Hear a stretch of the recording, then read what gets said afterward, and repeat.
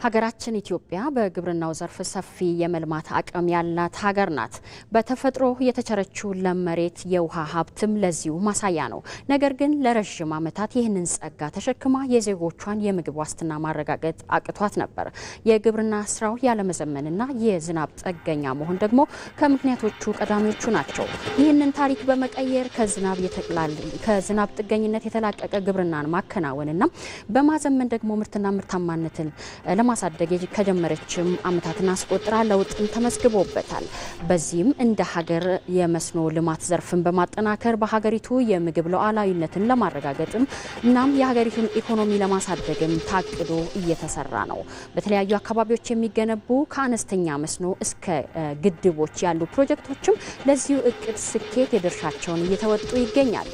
በተለይም በቆላማ አካባቢዎች ለዓመታት ግንባታቸው ተጀምሮ ያልተጠናቀቁ ፕሮጀክቶችን ወደ ስራ እንዲገቡ የማድረግ ስራም በትኩረት እየተከናወነ ይገኛል። በተያዘው በጀት ዓመትም የተመረቀው የወልወል መስኖ ግድብን ለዚሁ ምሳሌነት ማንሳት እንችላለን።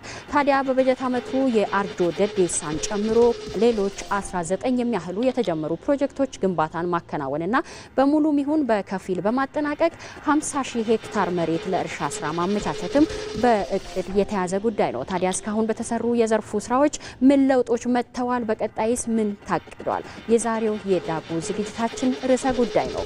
አብራችሁን በመሆን እንድትከታተሉ ግብዣችን ነው። ካፍታ በኋላ እንመለስ።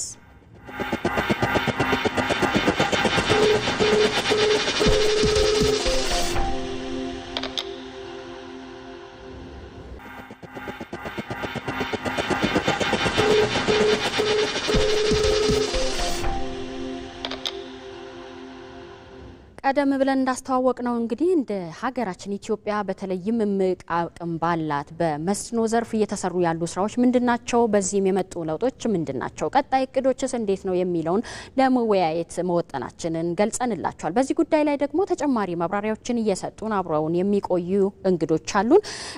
አጠገብ የሚገኙት ኢንጂነር ያሬድ ሙላት ይባላሉ። በመስኖና ቆላማ አካባቢ ሚኒስቴር የመስኖ ፕሮጀክቶች ጥናትና ዲዛይን መሪ ስራ አስፈጻሚ ናቸው። ከሳቸው ቀጥለው የሚገኙት ደግሞ ኢንጂነር ደረጀ ሊበን ይባላሉ። በመስኖና ቆላማ አካባቢ ሚኒስቴር የመስኖ ግንባታ ፕሮጀክቶች ጽህፈት ቤት ምክትል ስራ አስኪያጅ ናቸው። እንግዶቼ በቅድሚያ እንኳን ደህና መጣችሁ። እንኳን ደህና ቆያችሁ። እንግዲህ ቀደም ብዬም እንዳስተዋወቅኩት የዛሬው ጉዳይ እንደ ሀገር በመስኖ ልማት ዘርፍ እየተሰሩ ያሉ ስራዎች ምንድናቸው የሚለው ነው። እንደ መንደርደሪያ እንግዲህ እንደ ሀገር የተያዘው የምግብ ሉዓላዊነትን የማረጋገጥ ሁለንተናዊ ብልጽግናን የማረጋገጥ ውጥን አለ። ለዚሁ ደግሞ በግንባር ቀደምትነት በኢኮኖሚ ዋልታነት ከተያዙ ጉዳዮች አንዱ ግብርና ነው። በግብርናውም ደግሞ የመስኖ ልማት ስራው ቀዳሚ ድርሻውን ይይዛል። አብዛኛው አካባቢ ላይ ማልማት ከተቻለ ኢኮኖሚን መቀየር፣ ግብርናን ማዘመን ይቻላልና አሁን የተያዘው ውጥን ለማሳካት በግብርናው ዘርፍ ያለውን እምቅ አቅም እንዴት ይገልጻሉ? በቅድሚያ ኢንጂነር ያሬድ ከርሶ ልጀምር። እሺ፣ አመሰግናለሁ። እንግዲህ ሀገራችን ኢትዮጵያ በምግብ ሉዓላዊነት ራሷን ለመቻል በተፈጥሮም በህዝብ አቅምም የተቸረች ሀገር እንደሆነች ከጥንት ጀምሮ ይታወቃል። ይሄ በብዙ መንገዶች ማሳየት ይቻላል። ከተፈጥሮ ችሮታዎች መካከል በዋነኝነት ለምሳሌ የሰፊ ሊለማ የሚችል ሚነራል ኢንሪች የሆነ በደንብ ሚነራል የያዘ ሰፊ መሬት፣ ምርታማ የሆነ ለም የሆነ መሬት ያላት ሀገር ናት። እንደ ከሌሎች የአፍሪካ ሀገራት ሁሉ በተለየ መልኩ በሚነራል በደንብ የተሟላ መሬት አላት። በተጨማሪ ደግሞ አግሮ ኢኮሎጂካል ዞን የምንለው የተለያዩ አይነት አዝርዕትና ተክል ለማብቀል የሚመች የተፈጥሮ የክላይሜት የአየር ጸባይ ሁኔታ ዘርፈ ብዙ ያላት ናት። ከ32 ያላነሰ አግሮ ኢኮሎጂካል ዞን ያላት ናት። ይሄ ማለት በርካታ አይነት አዝርዕትን ማብቀል የሚችል የአየር ጸባይ የሁኔታ ያላት ሀገር ናት። ከዛ በመቀጠል ደግሞ በቀጥታ በተለይ ከመስኖ ልማቱ ጋር በተገናኘ ሰፊ ወይም ደግሞ በርካታ የሆኑ ወንዞች በአመት ውስጥ ከ124 ቢሊዮን ኪዩቢክ ሜትር በላይ በወንዞቻችን ፍሰት ያላት የውሃ ሀብት ያለን ሀገር ነን። የገጸ ምድር ውሃ ብቻ ሳይሆን የከርሰ ምድርም ውሃ ከፍተኛ የሆነ እምቅ አቅም አለ። አንዳንድ ጥናቶች እስከ 40 እስከ 60 ቢሊዮን ኪዩቢክ ሜትር እና ከዛም በላይ ይገምቱታል። እና በቅርብ ርቀት አንዳንድ የኢትዮጵያ አካባቢዎች ላይ በ1 ሜትር በ2 ሜትር ለእርሻ ምቹ የሆነ የከርሰ ምድር ውሃ በስፋት የሚገኝበት ሀገር ነው ያለን። በተጨማሪ ደግሞ ለልማት ሊውሉ የሚችሉ ፍሬሽ ዋተር የምንለውን የያዙ በርካታ ሀይቆች፣ እነዚህ ሀይቆች የሚይዙት የውሃ አቅም ከ70 ቢሊዮን ኪዩቢክ ሜትር በላይ የሆነ አቅም አላቸው እና እነዚህን ሁሉ ስንደምር የገበሬዎቻችን አቅም ችሎታ ስንደምር ኢትዮጵያ በምግብ ሉዓላዊነት ራስን ለመቻል ቅድም እንደገለጽሽው ትልቅ የሆነ አቅም ያላት ሀገር ናት ማለት እንችላለን። እሺ ጥሩ ገልጸዋል። እንግዲህ ኢንጂነር ያሬድ፣ ኢንጂነር ደረጀ ወደ እርሶ ልምጣ። እንግዲህ ይሄ ሁሉ አቅም ካለ ባለፉት የለውጡ ዓመታት በተለይም ደግሞ የሁለንተናዊ ብልጽግናን ለማረጋገጥ በተሰሩ ተግባራት በተለይም ደግሞ በግብርናው ዘርፍ መስኖን ለማልማት የተለያዩ መስኖ ግድቦችን እምቅ አቅሞችን ወደ ሀብት የመቀየር ስራውን እንዴት ያዩታል? እሺ አመሰግናለሁ። ወንድሜ ኢንጂነር ያሬድ እንዳነሳው ያው አገሪቷ በጣም ትልቅ የሆነ እምቅ ሊለማ የሚችል በመስኖ ሊለማ የሚችልና ግብርናውን ሊደግፍ የሚችል ግብርናው ደግሞ የሀገራችን ኢኮኖሚ ምሰሶ ነው። እንደሚታወቀው በጣም ይሄንን ሪሶርስ ይሄንን ፖቴንሻል ይሄንን እምቅ አቅም ወደ ተግባር ቀይሮ ለማድረግ አገሪቷ በጣም በዘርፈ ብዙ ፕሮግራሞች እና ኢኒሼቲቮችን ቀርጻ ብዙ ነገሮችን ሲደረጉ ነበሩ ማለት ነው።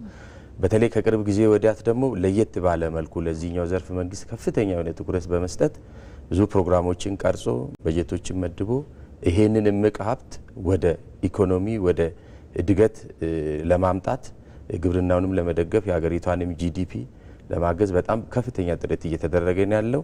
ይሄ ጥረት ይሄ በጣም ወሳኝ ካለንና ሰው ኃይል በደንብ ተገልጿል። ቅድም ካለን ሊለማ ከሚችል መሬት ካለን የውሃ ሀብት ይሄንን ቀይረን ወደዚህኛው ልማት ማምጣት ምንም ለንትን የሚገባ ጉዳይ አይደለምና ከፍተኛ ርብርብ እየተደረገ ነው ብዬ አምናለሁ። እንግዲህ ቀጣይ የሚሆነው በተለይም ደግሞ ሀብቶችን ለይቶ ወደ ስራ የማስገባቱ በትኩረት የመስራቱ ነገር እንደ ሀገርም ተጀምሯል። በዚህም ለውጦች እየመጡ እንደሆነ ገልጻችሁልኛል ሁለታችሁም እንግዶቼ። እንግዲህ ኢትዮጵያ አሁን ወደ መስኖ እንምጣ። የዛሬ ትኩረታችን መስኖ ግድቦች እንግዲህ ለሁለንተናዊ ብልጽግናችን ምን አይነት አስተዋጽኦ አለው በሚለው ነውና ያላትን የመልማት በመስኖ የመልማት አቅምን ምን ያህል ተጠቅማለች ማለት እንችላለን? እንግዲህ ዘመናዊ መስኖ ሴክተሩን ስናይ እንደ ሀገር ከተጀመረ ሺዎች ዓመታት ተቆጥሯል በባህላዊ መንገድ። ስለዚህ ጥሩ ጅምር ነበረ ማለት እንችላለን እንደ ሀገር። ያንን ግን ዘመናዊ ማድረግ የቻልነው ደግሞ ከዛሬ 67 ዓመት አካባቢ በፊት ነው ዘመናዊ መስኖ ኢትዮጵያ ውስጥ የጀመረው። ከዛ ጊዜ ጀምሮ እንግዲህ የሄድንበትን ሂደት ወደ ኋላ ስንቃኝ ጥሩ የተሰሩም የተሞከሩ ነገሮች አሉ በየዘመናቱ። በዛው ልክ ደግሞ ሊሚቴሽኖች ወይም ዊክነሶች የአቅም እጥረቶችም የተስተዋሉበት ነው። ለምሳሌ የፕሮጀክቶች የአፈጻጸም ብቃት፣ የስኪል ወይም የሙያዊ ብቃት እጥረት፣ የካፒታል እጥረት፣ እነዚህ ሁሉ የመስኖውን ሴክተር በከፍተኛ ሁኔታ ሲገዳደሩት ነበር። በተጨማሪ ደግሞ አትኩሮት ከመንግስት በኩልም ይህንን ስራ ከሚመራበትም መንገድ ከነበረው አትኩሮት ጋርም ተያይዞ ሊሚቴሽኖች ወይም ድክመቶች ነበሩ። በእነዚህ ምክንያቶች ደግሞ የመስኖ ሴክተሩም በተፈጥሮ መንገድ እያደገ የሚመጣበት ሂደት ላለፉት ዓመታት የተዘረጋበትን መንገድ በራሱ ክፍተት ስለነበረው አሁን የደረስንበት ደረጃ እንግዲህ ምን ያህል ተጠቅመናል?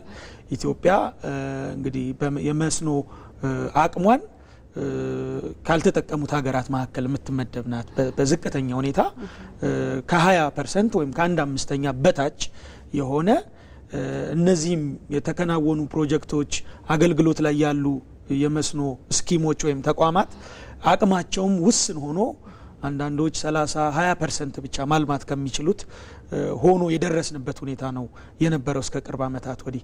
ከዛ በኋላ ግን ይህንን ለማሻሻል ያለፈው መንገድ ላይ የነበሩ ዊክነሶች ምንድናቸው የሚለውን እንደ ሚኒስቴር መስሪያ ቤትም በተሰጠን አቅጣጫ መሰረት በማጥናት የተለያዩ የለውጥ እርምጃዎች እያደረግን በነዛም ደግሞ ውጤቶች እያስመዘገብን እንገኛለን። መልካም እንግዲህ የተለየ ትኩረት ተሰጥቶ በተሰራባቸው ለውጦች እንደመጡ ቅድም በመግቢያ ላይ እንደጠቀስኩት ዘንድሮ በተያዘው በጀት ዓመት እንግዲህ ለስራ የገባው የወልመል መስኖ ማንሳት እንችላለን። እንግዲህ ወልመል መስኖ ከ10 በላይ ዓመታት በግንባታ የቆየና ያው ብዙ ቅሬታዎችም ሲነሱበት የነበረ ነው። ትኩረቱን ጠቅሰውልኛል አቶ ኢንጂነር ያሬድና ኢንጂነር ደረጀ። እዚህ አካባቢ እንደ ሚኒስቴር መስሪያ ቤት የተሰጠው ትኩረት በምን ይገለጻል? አሁን ለአመታት የመስኖ ግድቦች በግንባታ ሂደት የመዘግየት ቅሬታዎች ነበሩ ከዚህ በፊትና ይሄንን ለማሻሻል አሁን ደግሞ እየመጡ ያሉ እነመገጭን ማንሳት እንችላለን። አሁን በትኩረት እየተሰሩ ያሉ በዚህ አመት ደግሞ ወደ ምርትም ይገባሉ፣ በከፊልም ተጠናቀው ወደ ማምረት ይገባሉ ተብሎ የሚነሱ ሌሎችም 19 የሚያህሉ ፕሮጀክቶችን በዚህ በጀት አመት በከፊልም በሙሉም ወደ ስራ ለማስገባት እንደ ሚኒስቴር መስሪያ ቤት እንደታቀደም መረጃዎች ያሳያሉና ለዚህ ሪፎርም መነሻው ምንድን ነው? እንዴት ነው እንደ ሚኒስቴር መስሪያ ቤት ትኩረት የተሰጠው? እሺ አመሰግናለሁ። ይሄኛው ከዚህ ጋር በተያያዘ አንደኛ ትኩረቱ ከዋና ከመንግስት በዚህ ዙሪያ ላይ ለማሳደግና ለመቀየር ካለው ቁርጠኛ አቋም ጋር ነው የተያያዘ ነው የሚለው። ይሄን ደግሞ መገለጫው ምንድነው? የሀገር በቀል ኢኮኖሚ ማሻሻያ ላይ መንግስት መስኖን ለግብርናው በደንብ እንዲደግፈው አድርጎ እዛ ውስጥ ትልቅ ፕሮግራም ተቀርጾ ትኩረት የተሰጠው ጉዳይ ነው።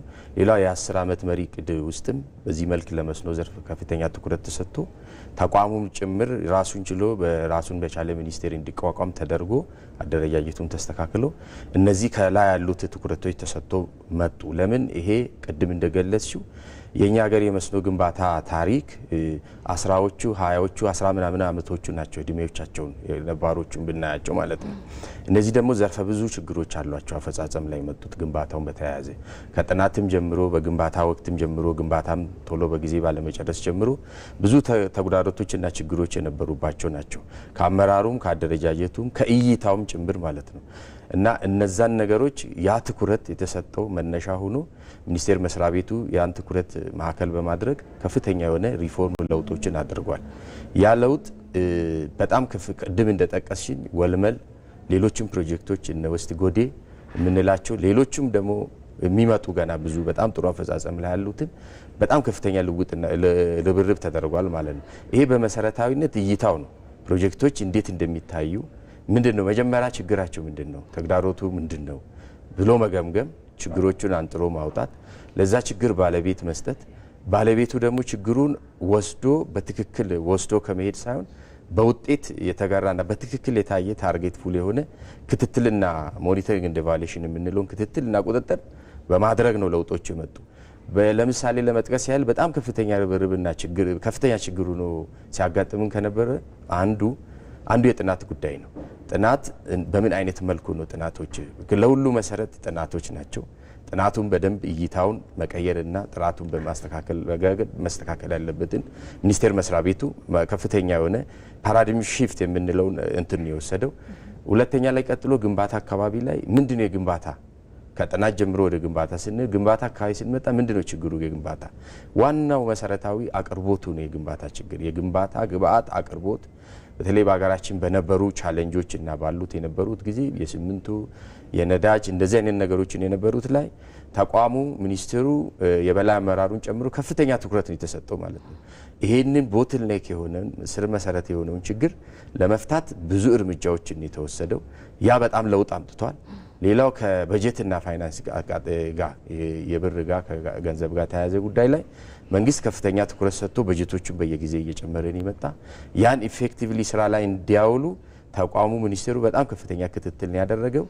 እሱ ብቻ ሳይሆን እነዚህ በሶስትዮሽ በምንላቸው በስራ ተቋራጭ አማካሪና የፕሮጀክቱ ባለቤት ጋር ቀን በቀን የዋትስአፕ ቴክኖሎጂን በመጠቀም የዋትስአፕ ፕላትፎርሞችን በማድረግ የክትትሎችን በማድረግ የሳይት ቪዚቶችን የሳይት ሱፐርቪዥኖችን በማድረግ በላይ አመራሩ ጭምር ክቡር ሚኒስቴሩን ጨምሮ ሌሎችም ጨምሮ የሚመለከታቸው በተሰናሰለና በተናበበ መልክ ከፍተኛ ትኩረትና ርብርብ ሲደረግ በጣም ከፍተኛ ለውጦች የመጡት ማለት ነው። ተቋሙ ላይ ሚኒስቴሩ ነው ከተቋቋመ ወዲህ ያው ፕሮጀክቶችን ኦፊሻሊ ይህን ግንባታ ፕሮጀክት ጨርሰናል ብለን በጣም ውስን ነበረ ማለት ነው። በጣም የለም ማለት ይቻላል። ይህንን ማስተካከያዎች ከተወሰደ በኋላ ፕሮጀክቶቹን መጨረስ ማስመረቅ ተጀመረ። ወስት ጎዴን አምና እንደምታስታውሱ ታስመርቀናል። ዘንድሮ ወልመልን በሚገርም ሁኔታ ፕሮጀክቱ አልቆ እሱም ተመርቋል። አሁን ደግሞ በሂደት ላይ ያሉትና በቅርብ የሚያልቁ ብዙ ፕሮጀክቶችን እንደሚኖሩ በጣም ከፍተኛ ስራ እየተሰራ ነው የሚገኘው እና ይሄ ነው እነዚህ ሂደቶች ናቸው የፕሮጀክቶቹ ላይ ለውጥ ያመጡት ማለት ነው። እናመሰግናለን። እንግዲህ ውይይታችንን እንቀጥላለን። እንግዲህ በተለይም በአጠቃላይ መስኖም በግብርናው ዘርፍ የሚካተት ነው። በግብርናው ዘርፍ ደግሞ ብዙ ለውጦችን ማምጣት ከተቻለ እንደ ሀገርም ኢኮኖሚውን ማደራጀት ይቻላል። ኢኮኖሚውን ደግሞ ማሻገርና ሉዓላዊት ሀገር ሁለንተናዋ የበለጸገን ሀገር መፍጠር ይቻላልና ለዚሁ በግብርናው ዘርፍ ምን አይነት ትኩረት መሰጠት አለበት በሚል ጠቅላይ ሚኒስትር ዶክተር አብይ አህመድ ያስተላለፉትን መልእክት ተከታትለን እንመለሳለን። ውይይታችን አሁንም ይቀጥላል። በመስኖ ዘርፍ የመጡ ለውጦች ምን ይመስላሉ፣ በቀጣይ እቅዶቹስ ምን ተስፋም አለ የሚለውን እየተወያየን ቆይታ እናደርጋለን። ተመልካቾች እናንተም ሀሳብ አስተያየቶቻችሁን በቀጥታ መስመራችን እየገባችሁ ማድረስ ትችላላችሁ። አብራችሁን ሁኑ። ከጠቅላይ ሚኒስትሩ መልእክት ተመልሰን እንገናኛለን። መስራት መሰረት መጣል የምንፈልግ ከሆነ በእኩል መሮጥ ይኖርብናል። ሁሉም ኢኒሼቲቭ ጅማሮ አነስተኛ ነበር።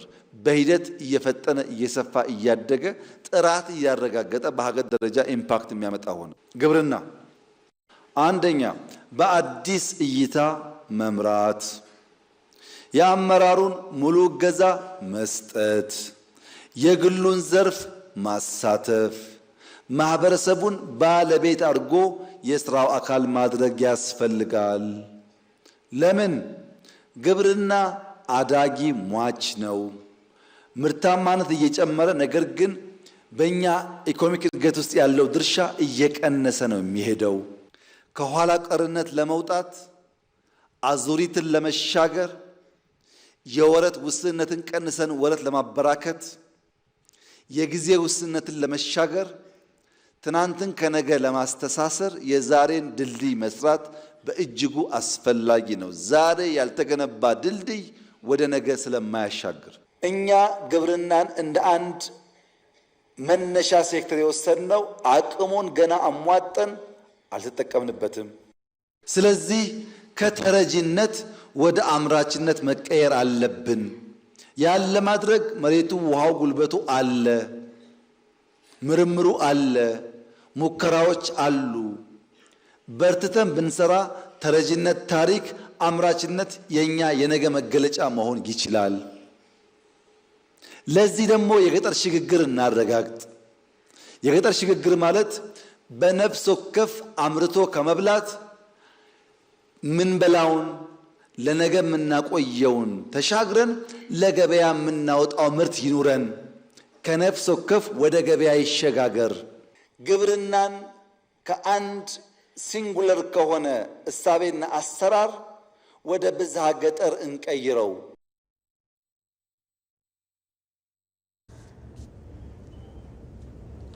ተመልሰናል። እንግዲህ ግብርናን ማሻገር ሀገርን በኢኮኖሚ ማበልጸግ ከተፈለገ አዳዲስ እይታ ያስፈልጋል። ከአዳዲስም እይታ ባሻገር ደግሞ ለግብርናው ዘርፍ የተሻለ ትኩረትን መስጠት እንዲሁም ደግሞ የግል ዘርፉን ማሳተፍ የሚለውን ዘመናዊ አሰራርን፣ ውሃን፣ ሀብት፣ መሬትን መጠቀም እጅግ አስፈላጊ መሆኑንም በመልእክታቸው አንስተዋል ጠቅላይ ሚኒስትር ዶክተር አብይ አህመድ። እኛም እንግዲህ ቀደም ብለን እንዳወራ ነው እንደ ሀገር ሰፊ አቅም አለን። ይህንን ዘምኖ በመስኖ መጠቀም ከተቻለ ሰፊ ለውጥን ማምጣት እንችላለን። እስካሁን የተጠቀምነው ግን ትንሽ ነው የሚሉ ነገሮችንም አንስተናል እና በተለይም ደግሞ በመስኖ ባለፉት ዓመታት በተሰሩ ስራዎች ምን ያህል የአርሶ አደሮቻችንን ተጠቃሚነትን ማምጣት ማረጋገጥ ችለናል? እስቲ ኢንጂነር ያሬድ ከርሶ ጀምር። ቅድም ወንድሜ ደረጀ የተናገረው ላይ የተወሰኑ ነጥቦች ላክልበት። እንግዲህ ስለ ትኩረት ተነጋግረናል። የመስኖ ሴክተሩ የተሰጠውን ትኩረት በተለያዩ መንገዶች ማረጋገጥ ይቻላል። ቅድም ጠቅሶታል። የእቅዶች ከሀገር በቀል ኢኮኖሚ ማሻሻያ ከሪፎርሙ ጋር ተያይዞ ከ10 ዓመት እቅዱ ጋር ተያይዞ ከዛ በኋላ ደግሞ የአስፈጻሚ አካል አደረጃጀቱም ምን ያህል ትኩረት እንደተሰጠው ማሳያ ነው። ለምሳሌ የመስኖ ሴክተሩ ያለፉትን 60 እና 70 ዓመታት በተበጣጠሰ መልኩ አነስተኛው አንድ ሚኒስቴር መስሪያ ቤት ሌላኛው ሌላ ቦታ የሆነ አንዳንድ ወቅት ደግሞ በኮሚሽንም በተለያየ አደረጃጀት ወዲህና ወዲያ ሲዋልል የነበረ ሴክተር ነበረ በአስፈጻሚ አካላት አደረጃጀት መሰረት። ይሄንን ግን ከ2014 ጀምሮ ፐርማነንትሊ ወይም በቋሚነት የሚቀይር የአስፈጻሚ አካል አደረጃጀት ተመስርቷል ማለት ነው። መስኖን ወጥ በሆነ መልኩ አቀናጅቶ ፕሮጀክቶች ላይ በጣም ትኩረት በመስጠት የመስኖ ፕሮጀክቶቻችንን ውጤታማነት የሚከታተል ራሱን የቻለ ሚኒስቴር መስሪያ ቤት 2014 ጀምሮ ተዋቅሯል። ይሄ ትልቅ ማሳያ ነው ብለን እናምናለን። ለትኩረቱ መነሻ ነው። ከመስኖ ሚኒስቴር ጋር ከመስኖና ቆላማ አካባቢ ሚኒስቴር ጋር ደግሞ ፓራሌሊ የውሃና ኢነርጂ እንዲሁም የግብርና ሚኒስቴር ሆነው ይሄንን ሴክተር ሶስቱ ሚኒስቴር መስሪያ ቤቶች በጋራ በመቀናጀት እየተረባረቡ ብዙ ስራዎች እየተሰራ ይገኛል ማለት ነው። ሌላ ፕሮጀክቶች የሚመረጡበት የሚጀመሩበት አግባብ ፕሮጀክቶች የሚመሩበት የሚካሄዱበት አግባብ እዛ ላይ አስፈጻሚው አካል ያደርገው የነበረው ክትትል እነዚህ አጠቃላይ ስር ነቀል በሆነ መንገድ እንዲቀየር ተደርጓል። ከዚህ ቀደም በተለይ ቴክኒካል የሆኑ ጉዳዮች የፕሮጀክት አዋጭነት ሊሰጠው የሚገባው ዋጋ ወይም መጠን አልተሰጠውም ነበር። ስለዚህ አንዳንድ ቦታዎች ላይ ፕሮጀክቶች ውጤታማ አይሆኑም፣ የተሻለ የሆኑ ነበር ሌላ ቦታ ላይ ቢደረጉ ኖሮ። ስለዚህ ይሄ ቴክኒካል ነገሮች የበለጠ ዌይት ወይም እንዲሰጣቸው የፕሮጀክቶች አዋጭነታቸው ሳይረጋገጥ ወደ ጥናትና ዲዛይንም ወደ ግንባታም እንዳይሄዱ አሰራር ተቀምጧል። ይሄ ዋንስ ኤንድ ፎር ኦል ከእንግዲህ በኋላ ኢትዮጵያ ቅድም ጠቅሼዋለሁ አንዱ ትልቁ ማነቋችን ካፒታል እጥረት ነው። እንደ አዳጊ ሀገር ምናወጣውን ወጪ በኋላ የሚኖረውን ምላሽ ታሳቢ አድርገን በጥንቃቄ ነው ማድረግ ያለብን። ስለዚህ ያንን ታሳቢ ባደረገ መልኩ ለህዝብ ጥቅም መስጠቱ በሚረጋገጥ መልኩ ፕሮጀክቶች ወደ ሉፕ ወደ መስመር ወደ አሰራር እንዲገቡ ከዛ በኋላ ደግሞ ፕሮጀክቶች የሚደረግባቸው ክትትል የተለያየ አይነት መንገድ ተዘርግቶ እየተሰራ ነው ያለው ማለት ነው። በዚህ አግባብ ሌላው ከጠየቅሽን ጥያቄ አንፃር ምን ያህል የገበሬውን ተጠቃሚነት ማረጋገጥ ችለናል የሚለው አብዛኞቹ ፕሮጀክቶቻችን ከጥናትና ዲዛይን ጀምሮ ገበሬውን በተለይ አሁን ስሞል ስኬል የምንለው አርሶ አደሩ ለኢትዮጵያ የምግብ ሉዓላዊነት እስካሁን ድረስ 90-95% አካባቢ እህል ምርት ለኮንሰምፕሽን ለጥቅም የሚያወጣው እሱ ነው ለግል ፍጆታ። መስኖ ላይ ያሉት ፕሮጀክቶች ለዚህ ሴክተር ላይ ላለው ማህበረሰባችን ካልሆነ የሱን ያኗኗር ዘዴ የሱን የግብርና ምርት ሂደት ካልቀየረ ሀገር ላይ የጎላ ለውጥ አይመጣም። ስለዚህ ከጥናትና ዲዛይን ጀምሮ ግንባታ ወቅት ላይ ከዛ በኋላ ደግሞ አገልግሎት ሲሰጡ እነዚህ ፕሮጀክቶች ገበሬውን ተኮር ያደረጉ የገበሬውን ኑሮ የሚቀይሩ ለገበሬው በኋላ ምርት ለማምረት አመቺነታቸው በተረጋገጠ መልኩ ፕሮጀክቶች እየተተገበሩ ይገኛሉ። ቅድም ወንድም የጠቀሰው ወልመል ፕሮጀክትንም ማንሳት እንችላለን። አብዛኞቹ ፕሮጀክቶቻችን ይሄ አነስተኛ መሬት ላይ የሚያመርተውን ገበሬ ታሳቢ ያደረጉ ናቸው። በተጨማሪ ደግሞ ይሄ ፕራይቬት ሴክተር የምንለው ወይም የግል ሴክተሩ መስኖ ላይ እምብዛም አቅም የፈጠረበት ሂደት አልነበረም ባለፉት አመታቶች።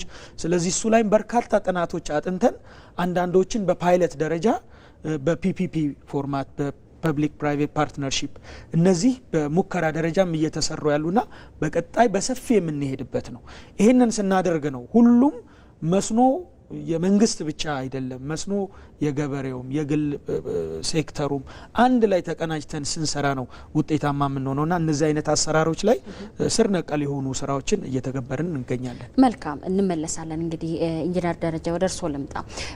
ኢንጂነር ያሬድም ጠቅሰዋል የአርሶ አደሩን ኑሮ መቀየር ከተቻለ እነዚህ በመስኖ ግድቦች አሳታፊነትን አካታችነትን ማምጣቱን እንደ አንድ ምሳሌ አድርገዋል። እንደ ሀገራችን ደግሞ በግድብ ደረጃ ብቻ ሳይሆን ከአነስተኛ በትንሽ በአርሶ አደሮች አብሮነት ከሚሰሩ መስኖች ጀምሮ መካከለኛ መስኖ ግድቦችንም የመጠቀም አቅም አለን እና ከዛ አንፃር ያለው አሁናዊ ሁኔታን እንዴት ይገልጻሉ? እሺ እንግዲህ በተቋሙ በዚህ ጉዳይ ላይ በሁለት ነገር ከፍለን ማየት ይቻላል። በተቋሙ በመስኖና ቆላማ አካባቢ ሚኒስቴር ከቅርብ ጊዜ ወዲህ ስትራቴጂውን ቀይሮ ያያለው እይታዎቹ በሁለቱ ዘርፍ ነው እየታያሉ ጉዳዮቹ። አንደኛ በጣም በአጭር ጊዜውና በእንትን እርምጃ የሚፈልጉትና ማስተካከል ያለባቸው በዚህ ዙሪያ ላይ ማለት ነው ገበሬውንም ህዝቡን ማሳተፍ አድርጎ ተጠቃሚ ለማድረግና ፕሮጀክቱም ለዛ ለተባለለት አላማ ለማምጣት አንደኛ የተጀመሩ ያሉትን ፕሮጀክቶች ረጅም ዓመት የቆዩትን ፕሮጀክቶች ቶሎ ከስር ጨርሶ ወደ ልማት አስገብቶ እዛ ላይ ቅድም እንደጠቀስ ነው አፋጣኝ የሆነ እርምጃ ወስዶ ከስር ማውጣትን ይፈልጋል። እሱን ለማድረግ የራሱን የውስጥ አደረጃጀቶችን እየቀየረ እነዛን ክፍተቶች ቅድም እንዳነሳን እየሞላ መስመር ላይ በማስገባት ላይ ነው ያለው። ለረጅም ጊዜና በጣም በተከታታይነት መሰራት አለበት ተብሎ የሚታሰበው ቅድም ክቡር ጠቅላይ ሚኒስቴራችን ባነሷቸው ነጥቦች ላይ ለምሳሌ መስኖ ለግብርናው በጣም መሰረት ነው፣ ግብርናው ለኢኮኖሚ በጣም መሰረት ነው። ያለን ፖቴንሻል ቅድም ተጠቅሷል። በጣም ሊለማ በጣም በዘመናዊ መስኖ ዘርግተን ልናለማ የምንችል ከ10 ሚሊዮን ሄክታር በላይ ነው ያለነው።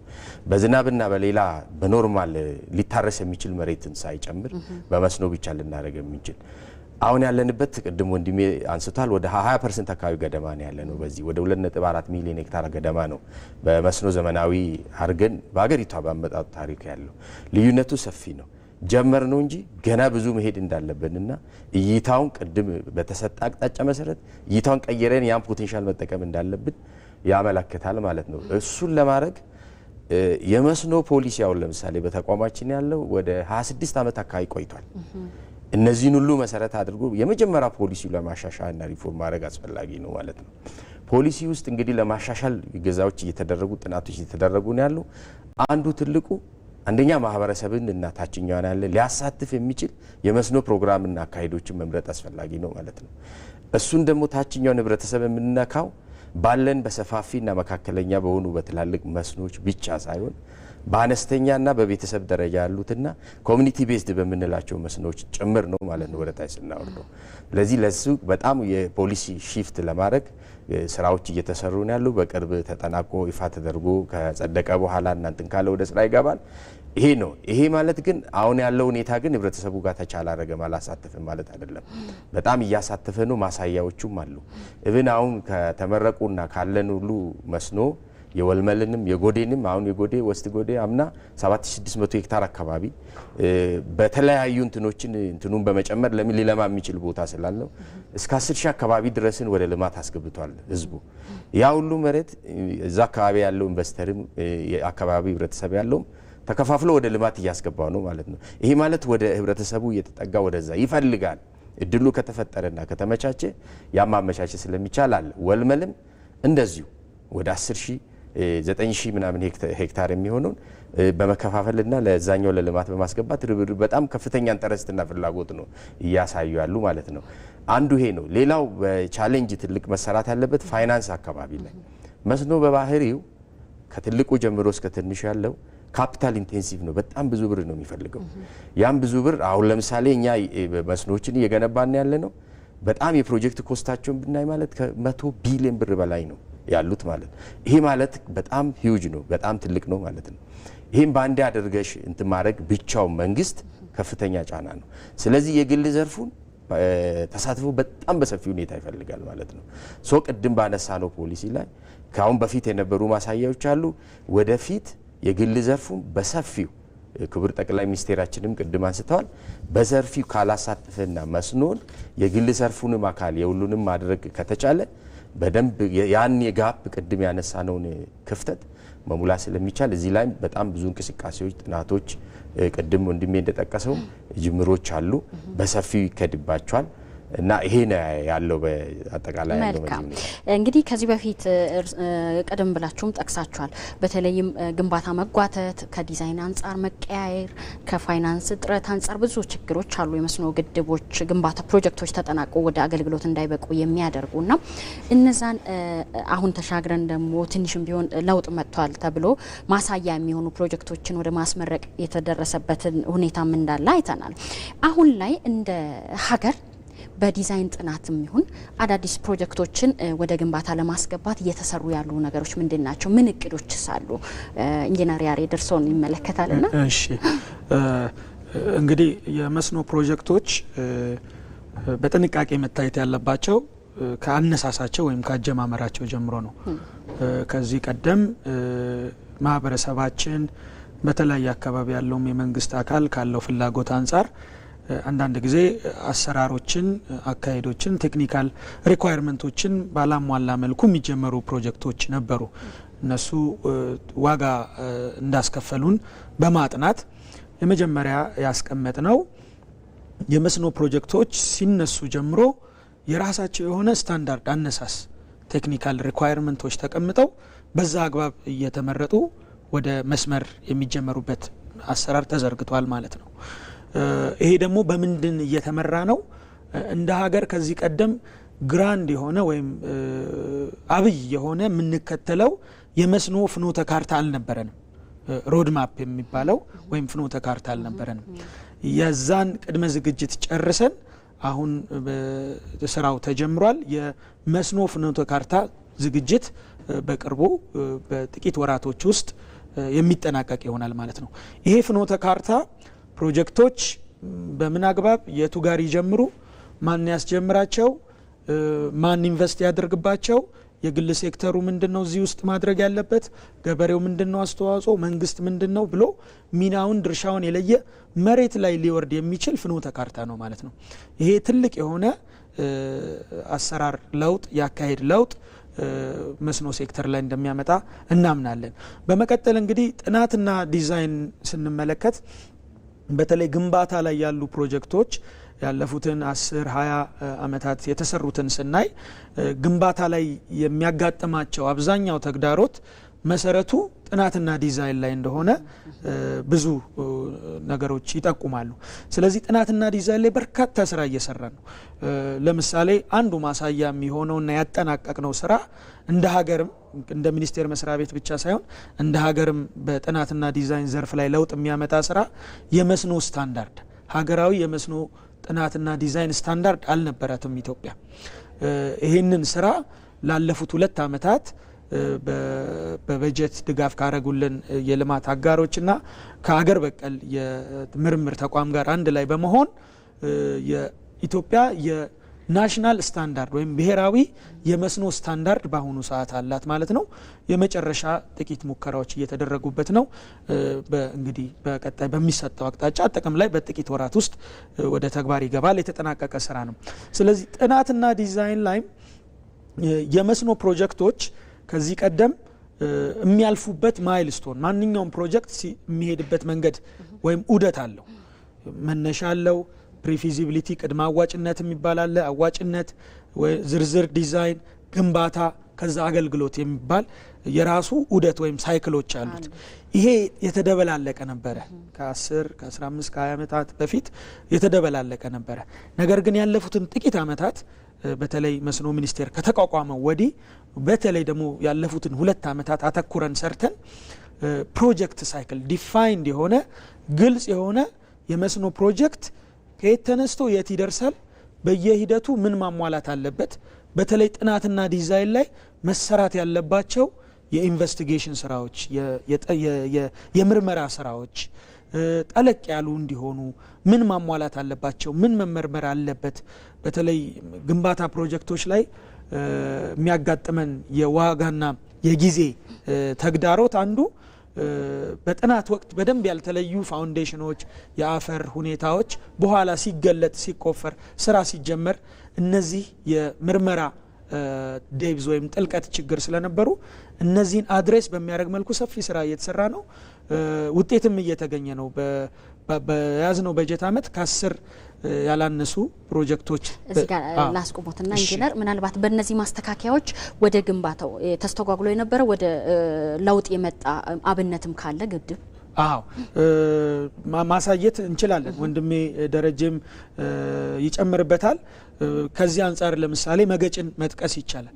መገጭ በተለያየ መንገድ ሂደት አልፎ በተለይ ጥናትና ዲዛይን ላይ ከነበሩ ክፍተቶች ጀምሮ በኋላ በግንባታ ወቅት ያጋጠሙ ተግዳሮቶች ፕሮጀክቱን ለ10 ምናምን አመት ከ10 አመት በላይ ለሆነ ጊዜ ያዘገየ የፕሮጀክት የመነሻ ዋጋው በእጥፍ በበርካታ እጥፍ እንዲያድግ ያደረገበት ሂደት ነበረ።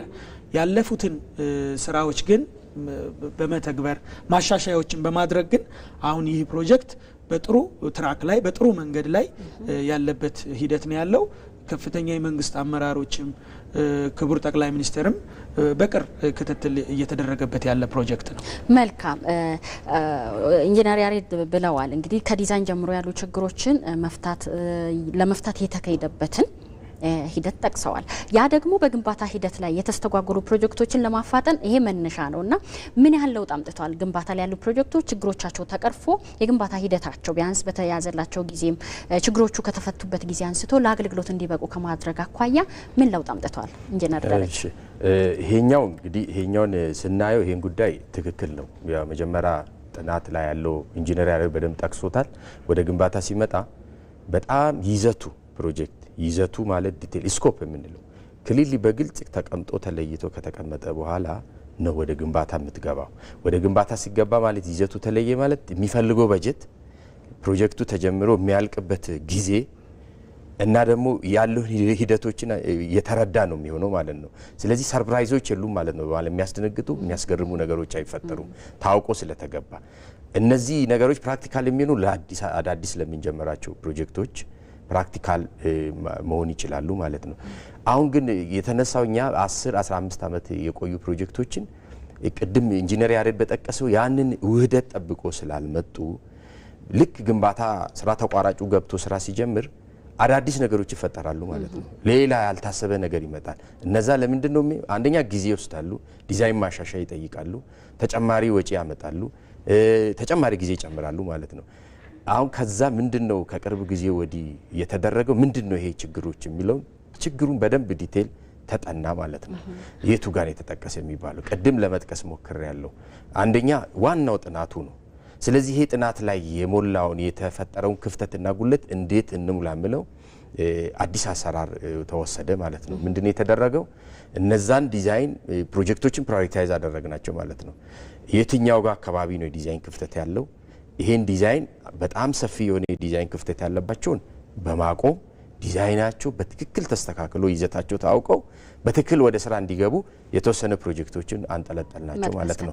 መጥቀስ ከተቻለ እንደነ አንገር እንደነ ሽንሌ ማሳት ይቻላል። እነ ጉደር የሚባሉ ማለት ነው። ብዙ ናቸው። እነዛን ያዝና አደረግናቸው። ለምን ጥናታቸው ድጋሚ በትክክል መሰራት ስላለበት ወደ ጥናት ክፍል ድጋሚ ሪቪው እንዲደረጉ እንዲከለሱ ተደረገ ማለት ነው።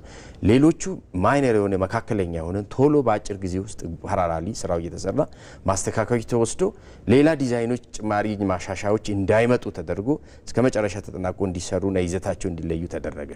ለዛ የሶስትዮሽ ውሎች ተገባ። አሁን ይዘቱ ከታወቀ ስኮፑ ጊዜው ተታወቀ በጀት የሚፈልገው ነገር መገመት ከተቻለ ለዛ ሶስትዮሽ ውል ስምምነት ነው የተደረገው ከአማካሪው ጋር ከኮንትራክተሩ ጋር ከክላይንቱ ጋር ከውሉ ተጨማሪ አስገዳጅ ውል ማለት ነው። በውሉ እንዳታዩ ብዙ ነገሮችን አልፎ ነው የመጣው። ብዙ መጥቀስ ይቻላል፣ ጊዜም አይበቃል። ያንን በሶስትዮሽ ውል አሁን ይዘቱ በተለየ ጊዜው በተለየ የሶስትዮሽ ውሎች ክቡር ሚኒስቴራችን በተገኙበት እሳቸው ናቸው በፈረሙት ሁሉም ፕሮጀክቶች ተለይተው እነዛ ውል አስገዳጆች ተደረጉ። እዛ አስገዳጅ ውስጥ ስራ ተቋራጩ ምን ይጠበቅበታል፣ አማካሪው ምን ይጠበቅበታል፣ የፕሮጀክቱ ባለቤት ምን ይጠበቅበታል የሚለውን ኃላፊነቶች ተቀመጡ። ፕሮጀክቱ ባለቤት ስራ ተቋራጩ ስራ ሰርቶ ሲመጣ ክፍያውን በወዲያው ብሩን ፈልጎ እንትን ብሎ መክፈል እንዳለበት፣ ሌላ የግንባታ ግብአት የሚሆኑ ችግሮች ሁለተኛ ላይ ይሄን ካርን በኋላ የግብአት ጉዳይ ነው። ግብአቶቹን የፕሮጀክቱ ባለቤት ወሰደ ሄዶ ሌላ ውሎች ከሲሚንቶ አምራች ፋብሪካዎች ጋር ከነዳጅ አቅራቢ ኢትዮጵያ ነዳጅ አቅራቢ ድርጅት ጋር ለየት ያለ ለነዚህ ፕሮጀክቶች ብቻ ብሎ ውል እንዲፈራረሙ ተደረገ ማለት ነው። ለዛ አቅርቦቱ እንዳይስተጓጎል ተደረገ ማለት ነው። በዛ መሰረት ከዚህ በኋላ ስራ ተቋራጩ አማካሪው የሚፈልገው ነገር የለም፣ ሜዳው ተስተካክሏል። በዛ መልክ ክትትል ነው ማለት ነው የሚፈልገው። ይህን ክትትልና ቁጥጥር የበላይ አመራር ጨምሮ በቴክኖሎጂ በመጠቀም ጭምር ክትትሉን በትክክል አጠናክረን ይቀጥል ነው ማለት ነው። ለዚህ ነው ፕሮጀክቶቹ 10 ምናምን ዓመት የቆዩ የተሰሩ በአንድ ዓመት ተኩል 2 ዓመት ውስጥ አሁን የተሰሩ ወይት አድርገን ብናወጣቸው በፐርሰንት በጣም ከፍተኛ የሚያስደነግጥ ቁጥሮች ናቸው እየተሰሩ ያሉ። ለዛ ነው መገጭ ላይ የነበረበት 10 ምናምን ዓመት አሁን ከአንድ ዓመት ከምናምን ነው በአዲስ አንደኛ እርምጃም እየተወሰደ ስራ ተቋራጭም ተቀይሮ አዲስ ስራ ተቋራጭ እንዲገባ ተደርጎ ዱሮኛ የውጭ ሀገር ስራ ተቋራጮች ቻይኖች ወይ የውጭ ሀገሮች ላይ በሚንለው ነገር አመለካከት የቀየረ ጭምር ባይዞ የሀገር በቀል ስራ ተቋራጭ ገብቶ በጣም ከፍተኛ ለውጥ አድርጎ አሁን አውትፑታቸው በቀን የሚሰሩትንና የሚሞሉትን ሙሌትና የሚሰሩትን በጣም በሚያስገርም ሁኔታ ማታ በመጨመር በመስራት በተለይ በአገራችን የምንከተለውን የፕሮጀክት አሰራርና አፈጻጸም ከቅርብ ጊዜ ወዲህ መጣ በራሱ ተጽዕኖ ፈጥሯል ብዬ አስባለሁ። በመጨመር ነው ፕሮጀክቱ አሁን እዛ ወደ ኦልሞስት ኒሊ ወደ 80% አካባቢ ደርሷል። ይሄን ፕሮጀክት በዚህ አመት ውሃ ይዘን ለአገልግሎት ለማብቃት ርብርብ እየተደረገ ያለው ከዚህ ነው። ሌሎች ፕሮጀክቶችም ቅድም ጠቅሰሻላችሁ አርጆንም ማንሳት እንችላለን እነጨልጨልም ማንሳት እንችላለን። እነዚህ ነገሮች የዲዛይን ክፍተት ቅድም በነበረው ውህደት ችግር የነበረባቸው ማስተካከያ ተወስዶ በአዲስ እይታና በአዲስ አመራር የቀጠሉና ለውጥ ያመጡ ያሉ ፕሮጀክቶች ናቸው። እነዚህም ፕሮጀክቶችን በቅርብ የሚያልቁ 10 ምናምን ታሪክ ብለን ሳይሆን ጨርሰን ከሊስታችን የምናወጣና አዳዲስ ዌይቲንግ ሊስት ውስጥ ያሉ ፕሮጀክቶችን ያስገብተን ቅድም ያንጠለጠልናቸውን ጥናታችን አለቀው በየዘርፉ ምናመጣ ነው የሚሆነው ማለት ነው። ይሄን አመሰግናለሁ። እንግዲህ 19 ቅድም ያልኳቸው ውስጥ የተወሰኑት ወደ ስራ ይገቡና ማህበረሰብ ተጠቃሚነት ኢኮኖሚ ፋይዳ ላይ ያርፋሉ ማለት ነው። በዚሁ በተያዘው በጀት አመት እጅግ ጥሩ ሀሳብ አንስተዋል።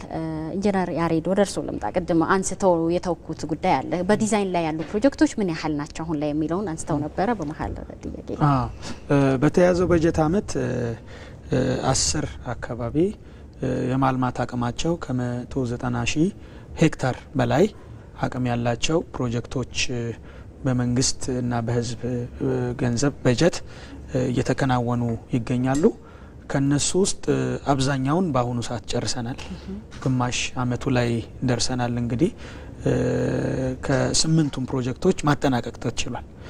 ይሄንን ስናደርግ ደግሞ ሂደት አስተካክለን አማካሪዎች የሚያጠኑበት መንገድ ተቀይሮ ቀደም እንዳልኩት የኢንቨስቲጌሽን የጥናት ስራዎች ጥልቀት በአግባቡ በተሻለ መንገድ እየታየ እየተገመገመ እነሱ ሰነድ የሚያስገቡበትንም ስታንዳርድ ሚኒስቴር መስሪያ ቤታችን በውስጥ አቅም አደራጅቶ በዛ በአዲስ ስታንዳርድ ግንባታ ላይ ሲደርሱ አንዳንድ ፕሮጀክቶች ከዚህ በፊት ይሄ ሰነድ ጎደላቸው ይሄ ሰነዱ ላይ ደግሞ እንደዚህ አይነት ክፍል የለም የሚል ነገር ነበረ። እነዚህን ፈንዳሜንታሊ ሊቀይር የሚችል ስታንዳርድ ተግብረን በዛ ስታንዳርድ እየገቡ ነው ወደ 8 ፕሮጀክቶች እስካሁን ማጠናቀቅ የተቻለ ማለት ነው። ለምሳሌ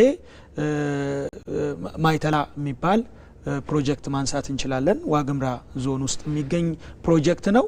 እንግዲህ አካባቢው ብዙ ሀብት ብዙ እምቅ የሆነ አቅም እያለው ከእንስሳት ሀብትም ከንብ ጋርም ተያይዞ አጠቃላይ የአግሪካልቸራል አቅም እያለው ለበርካታ አመታት ማህበረሰቡ እንደሚገባው የልማት ተጠቃሚ ሳይሆን የቆየበት ፕሮጀክት ነው።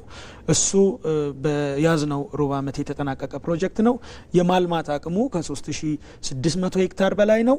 ለመስኖ ብቻ ሳይሆን ለወረዳ ከተማ ጽዝቃ ለሚባለው ወረዳ ከተማ የመጠጥ ውሃም በግንባታ ወቅት የሚያቀርብ ፕሮጀክት ነው። የእንስሳት ሀብቱ ላይም ትልቅ ተጽዕኖ ፖዚቲቭ አዎንታዊ ተጽዕኖ ይኖረዋል። ከማር ወይም ከንብ እርባታ ጋርም ተያይዞ ትልቅ ነገር ይኖረዋል። ከዚህ ጋር በተያያዘ ደግሞ ሽንፋ የሚባልን ፕሮጀክት መጥቀስ እንችላለን። ይሄም እስከ 85,000 ሄክታር ከዛም በላይ ማልማት የሚችል አቅም ያለው ትልቅ ፕሮጀክት ነው። እሱም በተያዘው ሩብ አመት የተጠናቀቀ ነው። ራሚስ መጥቀስ ይቻላል። በኦሮሚያ ክልል የሚገኝ ፕሮጀክት እሱም ከ20,000 ሄክታር በላይ ማልማት ይችላል። ከፍተኛ የሆነ የእንስሳት ሀብት ያለበት አካባቢ ነው። እዛ ላይም ትልቅ ተጽዕኖ እንደሚኖረው ይታመናል። በርካታ ፕሮጀክቶች ካሉን 10 ውስጥ ወደ 8ቱን አጠናቀናል። በቀጣይ ጥቂት ወራት ውስጥ ደግሞ ሁለቱን እንሄድበታለን። በቀደሙ ፕሮጀክቶች ላይ ያጋጠሙ ከዚህ ከጥናትና ዲዛይን ጀምሮ ያጋጠሙ የነበሩ ችግሮችን ሁሉ በፈታ መልኩ የተጠኑ ናቸው። በትክክል በሁለት መሰረታዊ አካሄድ አንደኛ ፕሮጀክቶቹ በሚሰሩበት አካሄድ ማካተት የሚገባቸውን የምርመራ የኢንቨስቲጌሽን የስተዲ ስራ ጥልቀቱን ባረጋገጠ መልኩ የተሰሩ ናቸው። እዛ ላይ የነበረውን ክፍተት ከዚህ በፊት የነበሩ ፕሮጀክቶች የነበረባቸው ክፍተት እዚህ ላይ እንዳይስተዋል የምርመራ ጥልቀቱ ስታንዳርዱን በመጠነ መልኩ ኢንተርናሽናል ስታንዳርድን በተከተለ መልኩ እንዲሆን ለማድረግ ችለናል። ሌላ ትልቅ ፈንዳሜንታሊ ደግሞ የቀየር ነው ሰነዶች ገቢ የሚደረጉበት ስታንዳርድ ተዘጋጅቶ ገቢ ከሚደረጉት ስታንዳርድ ጀርባ ሊካተቱ የሚገባቸው ኢንፑት የምንላቸውም አሉ። በቀጣይ በግንባታ ወቅት ድጋሜ ልናያቸው የሚያስፈልጉ በርካታ የሆኑ ኢንፑት ዳታዎች መረጃዎች አሉ።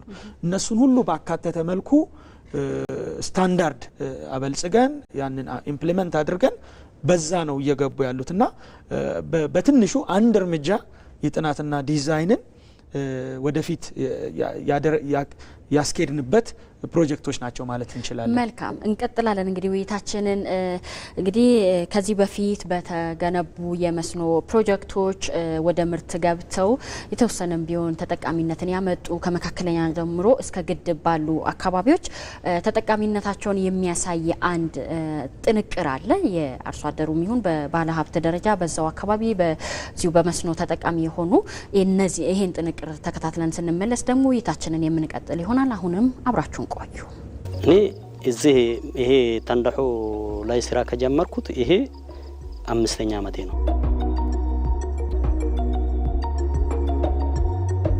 ይሄ ውሃ ከማግኘታችን በፊት ሌላ ቦታ ነበር የምንሰራው። እዛ ላይ የውሃ ውስን ነበር፣ የመሬት ችግር ነበር። አሁን እዚህ ላይ ውሃም መሬቱም እንደፈለግን ነው የምናገኘው። በጣም ብዙ ለውጥ አይተናል። እዛ 100 ሄክታር 200 ሄክታር የምንሰራው የነበርነው ሰዎች ዛሬ በዚህ መስኖ በማግኘታችን አሁን 600 ሄክታር ነው ያረስነው። ከዚህ ፕሮጀክት በፊት ብዙ የእርሻ ስራ የተለመደበት አካባቢ አልነበረም። ማህበረሰቡ እርሻን ከአርብቶ አደርነት በተጨማሪ አርሶ ሁለቱንም ማረስንም እርሻንም የማግኘት እድል እንዲያገኝ አድርጎታል።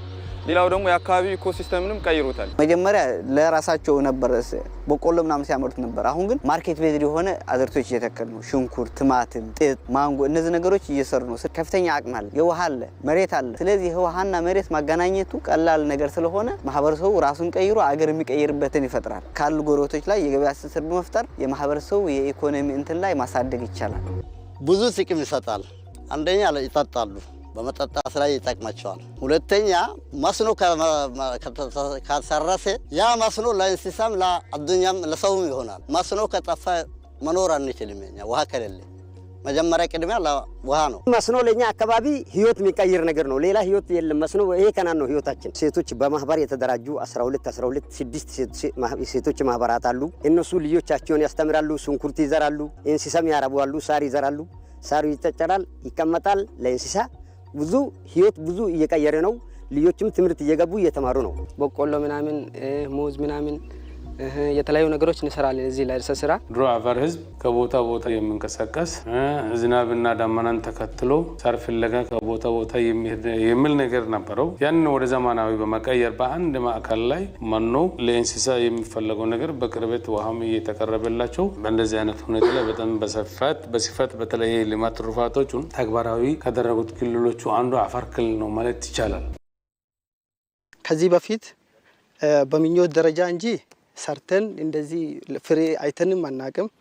1 ሄክታር ደግሞ እንደዚህ ዘርቶ 1 ሄክታር ባለቤት ሰብል የሆነ ሰው የለም ከኔ ጭምር ማለት ነው። ዛሬ ይሄን 1 ሄክታር ሙሉ በቆሎ ይዘን በማየታችን በጣም ትልቅ ደስታ ነው እና ትልቅ ተስፋ ነው የሰጠን። ከሌሳ ምን ጅራተና ነው ከና ትናንት የኛ አካባቢ ሰው ኑሮ አርብቶ አደር ነበር። እርሻም ብዙ አይታወቅም።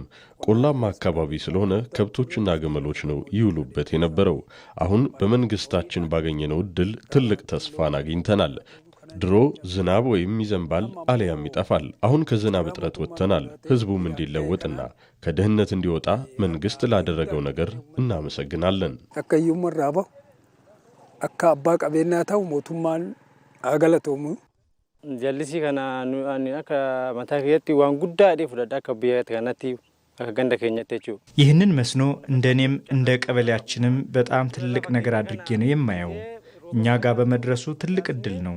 ድሮ ዘርተን ዝናብ ስንጠብቅ ይቀርና እህሉም ቀንጭሮ ይጠፋል።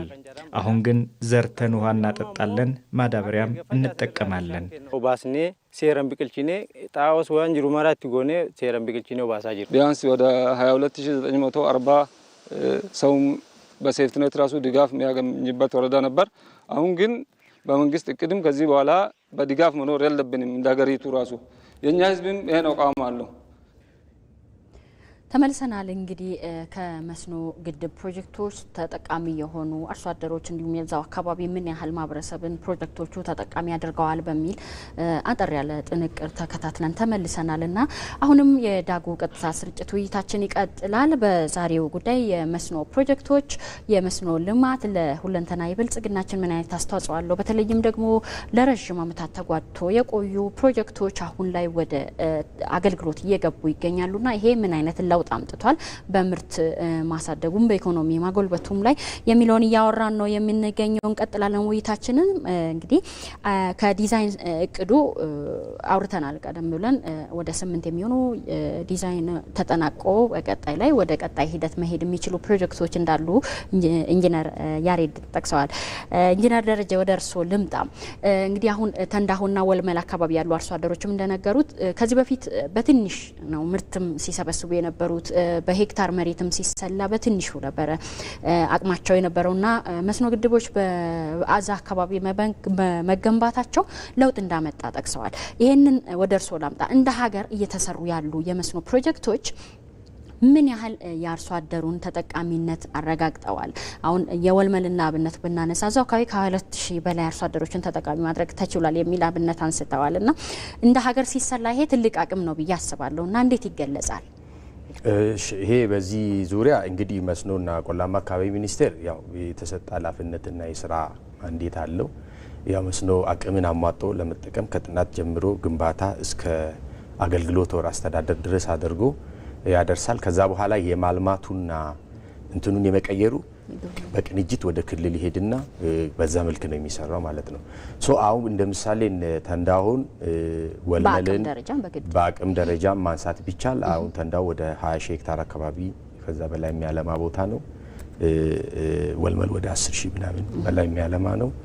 ወስቲ ጎዴ ወደ 7600 እነሱ ባላቸው እንትን ተጠቅመው ወደ 10,000 ድረስ ሁላ አድርሰውታል። እየተጠቀሙ ነው ያሉ ለምን ውሃው ስላለ ስለሚችል ይሄ ሁሉ ስታይ እነዚህ ውስጥ እንግዲህ በማህበራት ይደራጁና አርሶ አደሮቻችንና አርብቶ አደሮቻችን ማልማት ይጀምራሉ ማለት ነው። ይሄ ምርት ብቻ አይደለም ባይዞ ልምምድ የስራ ልምምድ ለምን ይሄ አርብቶ አደርና ቆላማ አካባቢ ናቸው። ከእርሻ ጋርና ከማረስ ጋር ያላቸው ልምምድ እንደ ደጋው እንደ ሌላው አካባቢ አይደለም ማለት ነው። ስለዚህ ውሃ ሲሄድላቸውና እድሉን ሲያገኝ ለራሳቸውና ለከብቶቻቸው ፍጆታ መጠቀም ብቻ ሳይሆን ለመስኖ አድርጎ ልምምዱን ከአርብቶ አደርነቱን ልምምዱን ፕራክቲካሊ ያሳዩት ማለት ነው። አሁን አፋር ላይ አርብቶ አደር ነው የተንዳው ማምረት ጀምሯል። እዛ ዱሮ ሞቃታማና እንደዛ አይነት አካባቢ ስንዴ ማምረት የሚባል ነገር ራሱ በእኛ ሀገር የተለመደ አይደለም። አሁን እስከ ስንዴ ድረስ ነው የሚያመርቱ። ወስቲ ጎዴ በዛ ሙቀት ውስጥና በዛ አካባቢ ላይ ስንዴ ድረስ ነው የሚያመርቱ ማለት ነው። እና 7600 የተረፈችው አይለችም እየተከፋፈሉ ማለት ነው። እዛ ውስጥ በጣም የተለያየ አይነት ምርቶች ናቸው የሚመረቱ። ለምሳሌ እኔ ከገረመኝና ካየሁት ውስጥ ወስቲ ጎዴ በሀባብ ያመርታሉ። ያ ሀባብ አምርተው እንትን አድርጎ ከዛ በኋላ ከዛ እስከ አዲስ አበባ ድረስ ወደ እስከ ድሬዳዋ ድረስ ነው አውጥቶ ነው የሚሸጡ። ሽንኩርት በሰፊ ሁኔታ ያመርቱታል፣ ያነሱታል። እንደገና ድጋሜ እያመረቱ በቆሎ የተለያየ ነገሮችን እያመረቱ የምርት ዳይቨርሲፋይ እያደረጉ ኢኮኖሚያቸውንና ለሀገርም ፍጆታ እንትን እያደረጉ ነው ማለት ነው። በዚሁ ልክ ከቀጠል ሰፋፊ መካከለኛ እነዚህን አነስተኛ መስኖ በክልል ደረጃ ደግሞ የሚሰሩትን ካደረግ በጣም ቀላል የማይባል ነገር የሚታሰበው ጋር መድረስ እንደሚቻል ያሳየ ነው ማለት ነው። ይሄ ከዚህ ውስጥ እንግዲህ ቅንጅት በጣም ወሳኝ ነው። ቅድም እንደጠቀስኩኝ እነዚህ ፕሮጀክቶች ላይ ክልሎች ግብርና ሚኒስቴር ጨምሮ ቆላማ አካባቢ ሚኒስቴር ጨምሮ ኢቭን ውሃና ኤነርጂ ሚኒስቴር ጨምሮ የሚመለከታቸው አካላቶች ስለሆኑ በቅንጅት እንቅስቃሴዎችን እያደረጉ ማለት ነው። ከክልሎቻችን ጀምሮ ማለት ነው። በተለይ አሁን ከወልመል ከኦሮሚያ ክልል ጋር ከሚመለከተው ጋር በጣም የተቀናጀ ስራ በመስራት ነው እንደዚህ አይነት ነገሮች የሚመጡ። አፋር ክልል ከሚመለከተው ጋር የተቀናጀ እየተደረገ መሬቱን እየከፋፈሉ ማህበራትን እያደራጁ ወደ ምርታማነት ሌሎችን ምገዛዎች እያደረጉ ነው ያሉና ይሄ ከፍተኛ ድጋፍና ውጤትንም እያየንበት ያለ ነው ጉዳይ ስለሆነ የሚያበረታታ ነው። አዎ እንግዲህ በጣም ጥሩ ለውጥ እያመጣ አንደኛ ከምርትም ሂደት ባሻገር ደግሞ የስራ ባህልንም እየቀየረ እንደሆነ ጠቅሰዋል። በተለይም ቆላማ አካባቢዎች ግድቦች ሲሰሩ ወደ ምርት ወደ ግብርናው ስራ ከአርብቶ አደርነት ከፊል አርብቶ አደር ወደ አርሶ ማደሩ ያመጣልና ይሄም የራስን የአኗኗር ባህል በመቀየር እንደ ሀገር የተያዘውን እቅድ ለማሳካት የራሱ አስተዋጽኦ አለው ብዬ አስባለሁኝ። ወደ መልማት አቅም እንምጣ። ቅድም ኢንጂነር ደረጀ ጠቅሰውልኛል። ወደ 10 ሚሊዮን ሄክታር የሚል በመስኖ ብቻ መልማት የሚችል መሬት አለ እንደ ሀገር እንደ ኢትዮጵያና እስካሁን ደግሞ 2.4 ሚሊዮን ብቻ ነው ምርት ላይ ያለው ግንባታ ላይ ያሉ ፕሮጀክቶች ሳይካተቱ ማለት ነው። እና ይሄን ለማካለል ቢያንስ በአንዴ አይዳረስም። በርግጥ ብቻ ደሞም ሁሉም አካባቢ የመልማት አቅም አለው ማለት አይቻልም። መስኖ የራሱ የሆነ አቅሞች ያሉበት አካባቢ ይለያልና እንዴት ይገለጻል? ያሉ አካባቢዎች የመልማት አቅማቸውን እንዴት ማሳት ይችላል? አዎ እንግዲህ ሚኒስቴር መስሪያ ቤታችን እየሰራ ካለው ስራዎች ውስጥ አንዱ እና ዋነኛው ማለት የምንችለው ሌላ ተጨማሪ እነዚህ ከዚህ በፊት ችግር ያለባቸው ወይም ደግሞ አገልግሎት በአግባቡ መስጠት እየተገባቸው ያልቻሉ ፕሮጀክቶች እነሱ ላይም በርካታ ስራ እየሰራን መሆኑን መጥቀስ ማከል ፈልጋለሁ። ወደ ጥያቄው ቀጥታ ከመግባቴ በፊት ለምሳሌ እና አልዌሮን መጥቀስ እንችላለን። ከ30 አመት በላይ ውሃ ይዘው እንደሚገባ እየሰሩ ያልሆኑ ከ10 በመቶ በታች እያለሙ ያሉ ፕሮጀክቶች አሉ። እንደ ኦሞ ኩራዝ አይነት በጣም ትልቅ የወንዝ አቅም ትልቅ ሊለማ የሚችል ለጥ ያለ ሰፊ መሬት ያለባቸው ግን የፕሮጀክት አተገባበር ሂደት ላይ የነበሩ ክፍተቶችን በጥናት በመለየት ዌይ ፎርዋርድ ወይም ቀጣይ አቅጣጫዎች እያስቀመጥን በጀት እያፈላለግን እንገኛለን። እነዚህ ወንድሜ ደረጃ የጠቀሳቸው በተለይ ቆላማ አካባቢ ላይ ሰፊ መሬት አለ። አሁን ከጠየቅሽን ጋር በቀጥታ በተገናኘ መልኩ በጣም ሊለማ የሚችል ሰፊ መሬት እዚህኛው የሀገራችን ክፍል ላይ ይገኛል። ይህንን ስናደርግ ግን በቅድሚያ የመጀመሪያ ተጠቃሚ መሆን ያለበት በዛ አካባቢ የሚኖረው ማህበረሰባችን ነው። ለራሱም ለእንስሳው የሚሆን ውሃ ከመስኖ ተቋማቶቻችን በቀጥታ ማግኘት አለበት። ከዛ በኋላ ያናናር ዘይቤውም እየተቀየረ ራሱም በሚገባ እየተደራጀ በተለያየ አሶሲዬሽን ፕራይቬት ኢንቨስተርም እየተቀላቀለ ስራው በስፋት የሚካሄድበት ይሆናል ማለት ነው። ስለዚህ እንደዚህ አይነት ቦታዎች ኢትዮጵያ ውስጥ ሰፊ ናቸው። የኛ ወንዞች አጀማመራቸው እንግዲህ ከሃይላንድ ይጀምራሉ እንደ ምንጭ ሆነው የዝናብ አቅም አለን። ያ ዝናብ በወንዞቻችን ላይ አመቱን ሙሉ ጥሩ የሆነ ፍሰት እንዲኖር ያደርጋል። ያ ፍሰት ደግሞ ያው ኢትዮጵያ እንደሚታወቀው 80 በመቶ ይቅርታ 80 በመቶ የሚሆነው የውሃ ሀብቷ ከሀገር ይወጣል።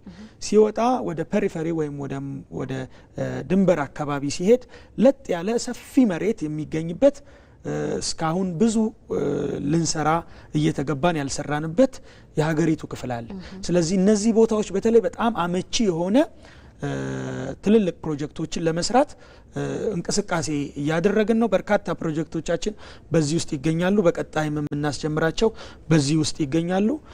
ሃይላንድ የሚባለውም አካባቢ ላይም ደጋ የሚባለውም አካባቢ ላይም በተለይ ከቴክኖሎጂ ተጠቃሚነት ሶላር ፓምፖች አሁን በቀጥታ የፀሐይ ኃይልን እየተጠቀሙ ከወንዝ በቀላሉ አንድ ገበሬ በቦርሳው ተሸክሞ ማልማት የሚችልበት የቴክኖሎጂ አማራጮችን በስፋት እያሰራጨን እንገኛለን። በዚህ አግባብ ፕሮጀክቶቻችን እየተመሩ ነው። መልካም ኢንጂነር ያሬድ እጅግ አድርጌ አመሰግናለሁ። እንግዲህ ተመልካች መስመር ላይ እንዳለ እየተነገረኝ ነው። ሄሎ ተመልካች ማን በል ከየት ነው የደወሉልን? ምንተስኖት ጋዲሳ ይባላል። ምንተስኖት ከየት? ምንተስኖት ጋዲሳ ከአማራ ክልል አገው ምድር ታግኒ ከተማ አስተዳደር። መልካም ስለደወሉ እናመሰግናለን። እስቲ ሀሳብ አስተያየቶን ማጋራት ይችላሉ? አዎ አሁን ያወራች ያለ ሀሳባችን እያየሁት ነበረ። አንድ ወንድማችን ከአፋር ሲናገር የነበረው የመስኖ ጥቅም አፋር አሁን በደንብ ገብቶት ቀደም ሲል አፋር የከብት ስራ እየተከተለ ነበር የሚሄደው በፊት ለውጡ ከመምጣቱ በፊት። አሁን ደግሞ በአካባቢው ተረጋግቶ መስኖ በማግኘቱ ትልቅ እፎይታን አግኝቷል። ሆኖም ግን አሁን ባለው በተካባቢ የሚገርምሽ ዱራና አርክ የሚባለው ይዛል። በጓሯችን አሁን ቡና እየተከተልን፣፣፣ ስንዴ እየዘራን የመስኖ ጥቅም ሰፊ ነው። ግን አሁን በእኛ አካባቢ የሚገርም ሳት የሚባለው ለቤኒሻንጉል ቅርብ ነው። ቤኒሻንጉል ደግሞ ጉባ ትልቁ ህዳሴ ግድብ ያለበት ነው። ሞር እሱ ደግሞ አሁን ወደ መሀል ሀገር ግድቡ ቢሰራልን ከጥጋብ አልፈን ለዓለም ገበያ ይቀርባል ብዬ አስባለሁ። የቤኒሻንጉልና የአማራ ክልል ያለ ህዝብ እና የመስኖ ጥቅሙ በጣም እጅግ ሰፊ ነው። ለውጡ ከመጣ ማግስት ጀምሮ አሁን በየአካባቢያችን ከተማ አስተዳደሮች ግድብ የሆነ ካናል እየሰሩ ማለት ነው፣ አርሶ አደሩን እያግባቡ። ስለዚህ ይሄ ነገር ሊሰራ ይገባል ነው። ለምሳሌ አሁን ቅድም ርብን እያየሁት ነበር። የርብ ወንዙ ማለት ነው ሀገር አቋርጦ እየሄደ ነው። ስለዚህ እንደ አማራ ክልልም አሁን አሉ የማንጠቀምባቸው ወንዞች ካሉ ከሚመለከታቸው አካል ጋር እየተነጋገሩ ይህ ነገር ስፋት ሲኖረው ማህበረሰቡ ጋር ተደራሽ ሊሆን ለማለት ፈልጌ ነው። መልካም፣ እጅግ አድርገን እናመሰግናለን ሀሳቦትንም ስላጋሩ ስለደወሉልን። መልካም ጊዜ። እንቀጥላለን። እንግዲህ ተመልካች አስተያየታቸውን አድርሰዋል። ውይይታችንን እንቀጥላለን። እነዚህ አሁን ወደ ኢንጂነር ደረጃ ያመጣለሁ። ምናልባት ተመልካቹ በሰጡን አስተያየት ሀሳብ ላይ መጨመር የሚፈልጉት ነገር ካለ ድል ስጥ። ቅድሚያ ኢንጂነር ደረጃ እንግዲህ ቀጣይ ላይ በተያዙ መገጭን በስፋት አንስተናል። ከዲዛይን ጋር ችግር እንዳለ ረጅም ዓመት በግንባታ መጓተቱን አንስተናል። ሌሎች ደግሞ ተጨማሪ አርጆ ደዴሳን ጨምሮ ሌሎች ፕሮጀክቶችም አሁን ግንባታ ላይ ያሉ አሉ 19 የሚሆኑ። ከነዚህ ውስጥ እንግዲህ አሁን እንደ ሚኒስቴር መስሪያ ቤት በዚህ ዓመት ውስጥ ወደ አገልግሎት ለማብቃት ያሰባቸው በግንባታ ሂደታቸውም ጥሩ ደረጃ ላይ ያሉ የሚባሉ ምን ያህል ፕሮጀክቶች አሉ መጥቀስ ይቻላል? ኦኬ እሺ። እንግዲህ በቅድም እንደጠቀስነው በፕሮግራማቸው መሰረት ፕሮጀክቶቹ እየሄዱ ነው። በዚህ ዓመት 19 ነው እቅዳችን ውስጥ ያለው። ከ19ኙ ሌሎቹ በየዘርፉ ማለት ነው ያው ፕሮጀክት እንግዲህ አንዳንድ ነገሮችም ስለሚኖራቸው ወደ 11 የሚሆኑ ፕሮጀክቶች በጥሩ ሁኔታና አፈጻጸማቸውና እንትኖቻቸው በጥሩ በስኬጁሉ እየሄዱ ነው ያሉት። ሌሎቹም አንዳንድ መለስተኛ የሆኑ ችግሮች ከወሰን ጋር ተገናኝቶ ከምን ጋር ተገናኝቶ ያሉባቸው ነገሮች አሉ። እነሱም እየተሰሩ ነው ያሉ። የኮምፖሴት እንዴት እንደሚደረግ እየተደረገ ያለው ማለት ነው።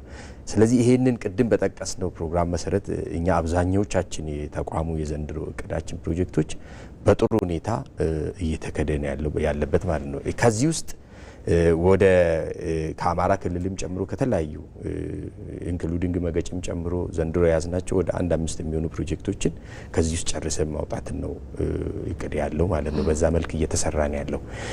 በሚሰራውና እየተሰራ ባለው ከዛ በላይም ልንፈጽም እንችላለን ሁኔታዎቹ ያሉት ማለት ነው። እና ያለው ይሄንን ነው የሚመስለው። ከወንድሜ ከአማራ ክልል ካነሳው ጥያቄ ጋር በተያያዘ ያው ሁሉም አካባቢ የልማትና የመስኖን ጥቅምም ስለሚያውቁ ብዙ ጥያቄዎችና ብዙ ፍላጎቶች አሉ ይነሳሉ። አሁን ርብን በተመለከተ ነው ወንድም ያነሳው። እሱም በእኛ እቅድ ውስጥ ያለና ማስተካከዮች እየተደረጉ 2 ክፍል ነው ያለው። ታችኛው ርብ ኦልሞስት እየጨረስን ያለ ትንሽዬው ነገር ነው ይቀር አልቋል ማለት ይቻላል ያለው ማለት ነው። ላይኛው ርብ ላይ በሚቀጥለው ዓመት እንግዲህ እቅድ ውስጥ ገብቶ ያኔ እንትን ያለባቸው በየ ካሰብኩት ውስጥ ስለሆነ እነዛ ነገሮች ይፈታሉ የሚል እምነት አለን። በተቋም ደረጃ ሚኒስቴር መስሪያ ቤቱ ብዙ ሳክሪፋይ አድርጓል። እዛ አካባቢ ያለውን ቻሌንጅ ተፈቶ ፕሮጀክቱ እንዲጀመር በጣም ጥረቶች ተደርጓል። ስራ ተቋራጩም አድርጓል አማካሪው። ኔክስት ይር ላይ አሁን ያሉ ነገሮች ተስፋዎች ስላሉ የሚቀጥለው ይጀመርና የጠየቀው ጥያቄ መልስ እያገኘ ይሄዳል ማለት ፈልጌ።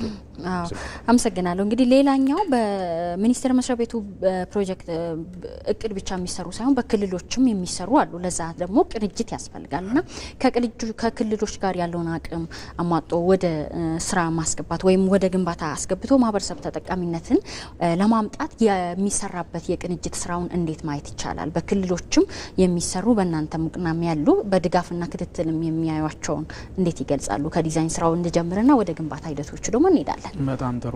እንግዲህ አንድ ፕሮጀክት ሲሰራ ከጥናትና ዲዛይን ጀምሮ እስከ ግንባታው እስከ በኋላም የአገልግሎት በሚሰጥበት ወቅት ቅንጅት ይፈልጋል በየደረጃው ከጥንስሱ ወይም ከአጀማመሩ ጀምሮ።